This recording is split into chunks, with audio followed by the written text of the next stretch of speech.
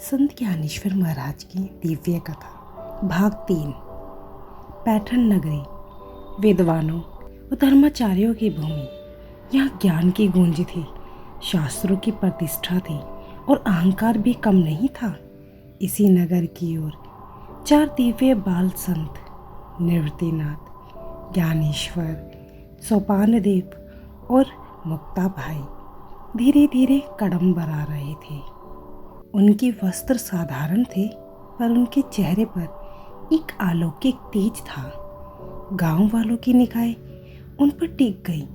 कोई आश्चर्य से देख रहा था, कोई संदेह से, तो कोई उपहास से। ये बच्चे संत हैं, लोग आपस में फुसफुसा रहे थे। लेकिन इन चारों के मन में ना कोई डर था, ना कोई अहंकार, बस सत्य और भक्ति का विश्वास था।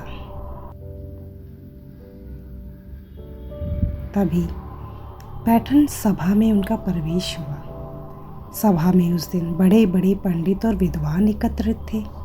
वे शास्त्रों के गुण बातें कर रहे थे, अपने ज्ञान का प्रदर्शन कर रहे थे। तभी सभा के द्वार पर हलचल हुई। चारों बाल संत भीतर प्रवेश कर चुके थे। उनके प्रवेश से जैसे पूरा वातावरण ही बदल गया हो। कुछ लोग चौंक गए, कुछ मुस्कुराए और कुछ ने तिरस्कार भरी नजरों से देखा। सभा के प्रमुख ने पूछा, तुम कौन हो और यहाँ क्यों आए हो? ज्ञानेश्वर ने विनम्रता से जवाब दिया, हम सत्य की खोज में हैं, हमें स्वीकार किया जाए, यही प्रार्थना है। कि सन्नाटा छा जाए।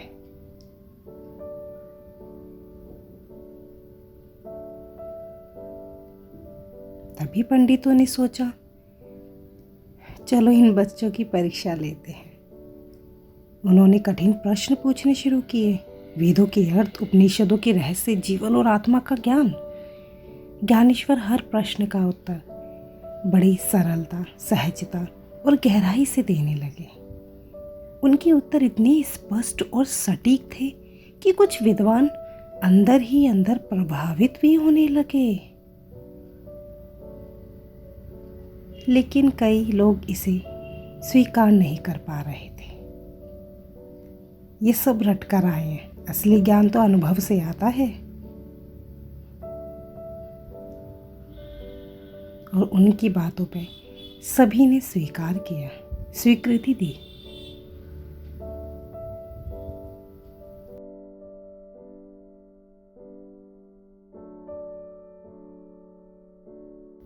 और ये कहा चुनौती देते हुए, अगर तुम इतने ज्ञानी हो तो किसी पशु को वेद पढ़ाकर दिखाओ।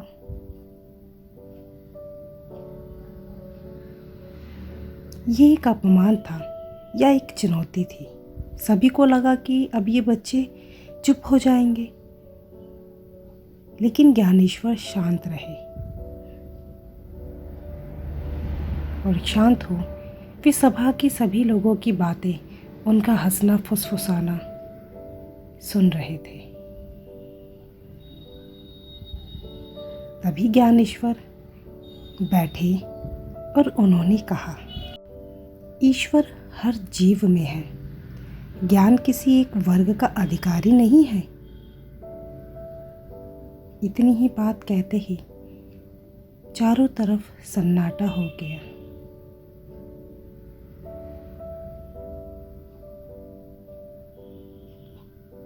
और तभी ज्ञानेश्वर उठे और भैंस के सर पर हाथ रखा। पूरा वातावरण जिसे थम गया हो। ज्ञानेश्वर ने मंत्रोच्चारण किया, ध्यान किया और उस भैंस के समक्ष गायत्री मंत्र पढ़ा। ओम भूर्भुवः स्वः तत्सत्वितुर्वरेण्यं भर्गो देवस्य धीमहि धियो यो न प्रचोदयात्। और तभी भैंसे के मुख से वेदों के मंत्र निकलने लगे। शुद्ध उच्चारण, गूंजती ध्वनि जैसे स्वयं ब्रह्मांड बोल रहा हो। सभा में हड़कंप मच गया। कुछ पंडितों के हाथ से ग्रंथ गिर गए हों जैसे, और आवाज इतनी तेज थी कि वो सभा में ना समा पाई। ज्ञानेश्वर ने आसन ग्रहण कर फिर ईश्वर का नमन कर उन्हें धन्यवाद किया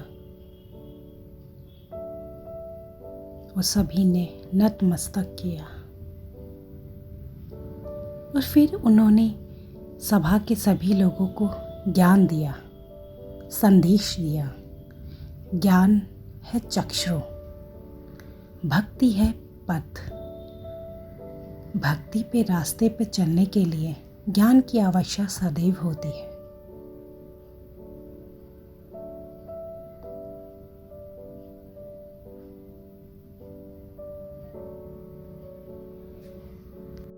सभा स्तब्ध थी। पूरा सभा भवन जिसे किसी को कुछ समझ ही नहीं आ रहा था कि कुछ क्षण पहले क्या हुआ। जो लोग अभी तक हंस रहे थे वे अब सिर झुकाए खड़े थे। ज्ञानेश्वर वहीं शांत खड़े थे, ना कोई गर्व ना कोई प्रतिक्रिया। तभी धीरे धीरे एक एक करके पंडितों ने उनके चरण को छूने लगे। हमें क्षमा करें, हमें क्षमा करें। और उन्हें शुद्धि पत्र पकड़ाया गया, ये लिख के कि ये चारों बालक चमत्कारी हैं और ये पंडित हैं। हम इन्हें शुद्धि पत्र प्रमाणित करते हैं। और साथ में ये कहा, हमें क्षमा करें, हमने आपको पहचानने में भूल की। ज्ञानेश्वर मुस्कुराए और कहा, ज्ञान का उद्देश्य अहंकार नहीं, विनम्रता है। पैठन की सभा में हुए चमत्कार के बाद सब कुछ बदल चुका था। चारों भाई बहन उस पत्र को लेकर अपने गुरुजी के पास लौटने लगे, आलंदी की ओर। तभी रास्ता लंबा था, लेकिन उनके मन में शांति थी। कोई उत्साह नहीं, कोई गर्व नहीं, बस एक सरल भाव।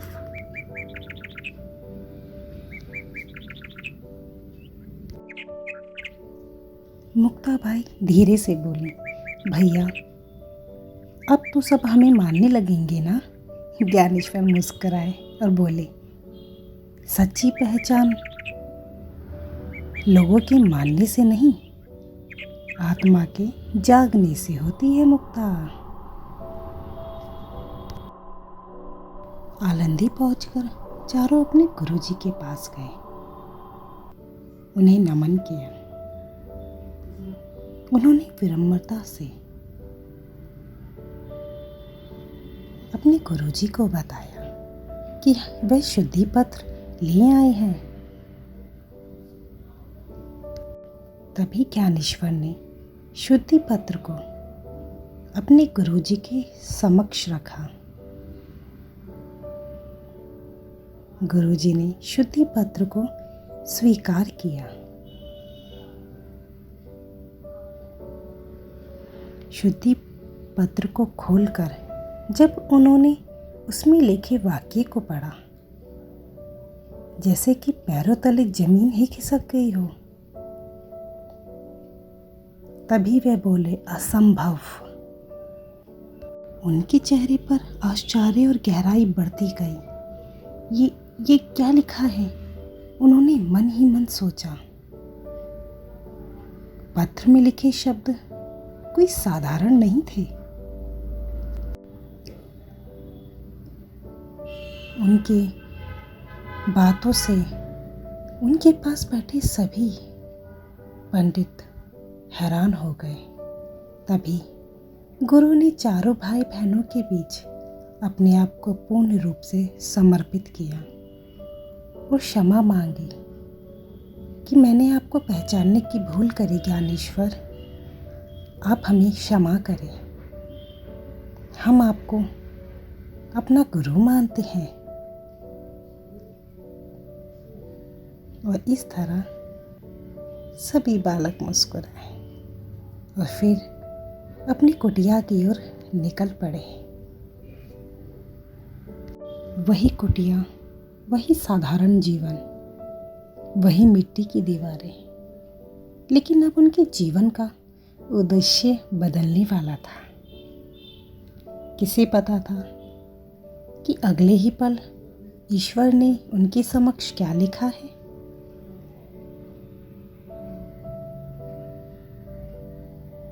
तभी निवृत्तिनाथ जी ने आसन ग्रहण किया और ज्ञानेश्वर को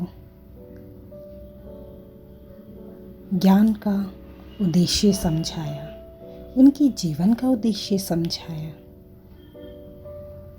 कि अब उनके क्या कार्य विशेष रह गए हैं, उन्हें क्या कार्य आगे करना है।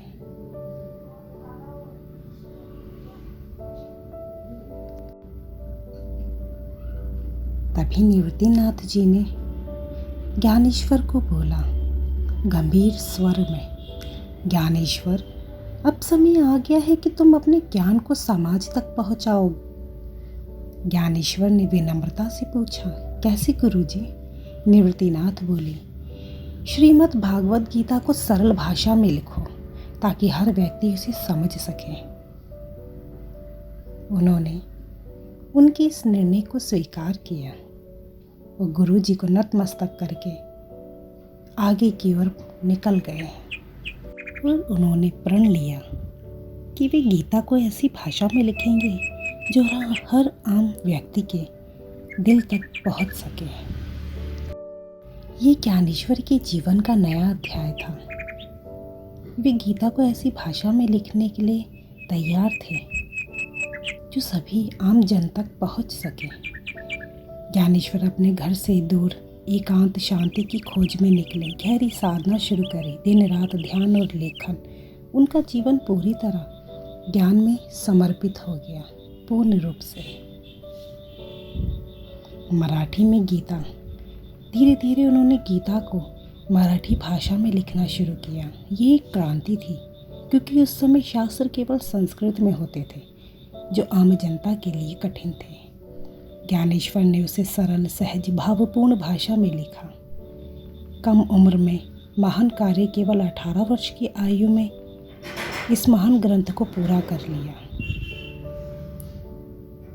इतनी कम उम्र में इतना गहरा ज्ञान, यह अपने आप में एक चमत्कार था।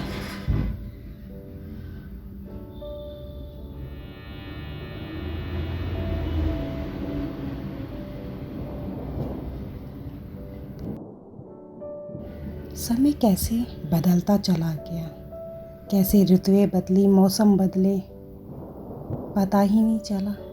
धीरे धीरे ज्ञानेश्वरी लिखी जा रही थी और एक समय आया, युवा अवस्था का समय, जब ज्ञानेश्वर महाराज ने अपनी ज्ञानेश्वरी के उद्देश्य को पूर्ण कर लिया था। अब केवल एक ही कार्य रह गया था, ज्ञानेश्वरी को उनके द्वारा उनके गुरु को समर्पित करना, जैसा कि उन्होंने आदेश दिया था। और उन्होंने उस आदेश को पूर्ण किया। वे आनंदी की ओर, अपनी कुटिया की ओर निकल गए और उन्होंने अपनी ज्ञानेश्वरी को अपने प्रियजनों को पढ़ के सुनाया। सभी खुश थे, बेहद खुश। बहुत समय बाद सभी ने एक दूसरे को देखा था और इस तरह ज्ञानदेव ने अपनी ज्ञानेश्वरी को अपने बड़े भाई निवृत्तिनाथ जी के हाथों में समर्पित किया।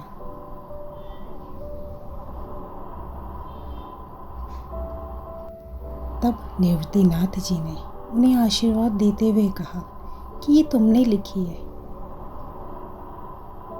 इसकी प्रसिद्धि ज्ञानेश्वरी के नाम से होगी और इसे सब ज्ञानेश्वरी के नाम से ही पढ़ेंगे। अब एक और कार्य है, ज्ञानेश्वरी को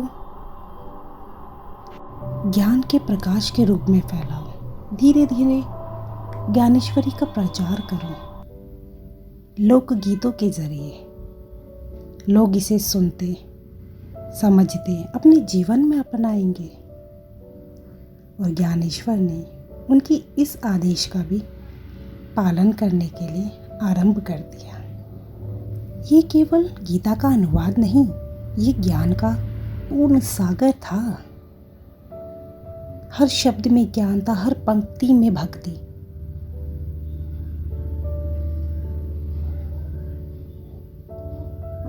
निवृत्तिनाथ के जैसे अश्रु थम ही ना रहे हो, वे उस ज्ञानेश्वरी को पढ़े जाए और अश्रुधाराएं बहे जाएं, जैसे भक्ति पूर्ण रूप से ईश्वर में लीन हो गई हो। और ज्ञानेश्वर महाराज बहुत सहज स्वभाव के थे, तभी उन्होंने ज्ञानेश्वरी का प्रचार शुरू कर दिया। सभी भाई बहन इकट्ठे हो यात्रा कर जन जन में गीता का उपदेश देने लगे।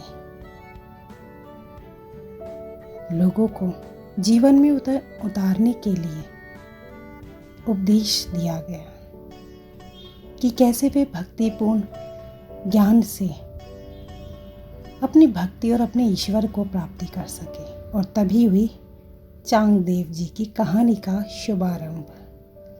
आगे की कहानी के लिए हमारे साथ बने रहिएगा।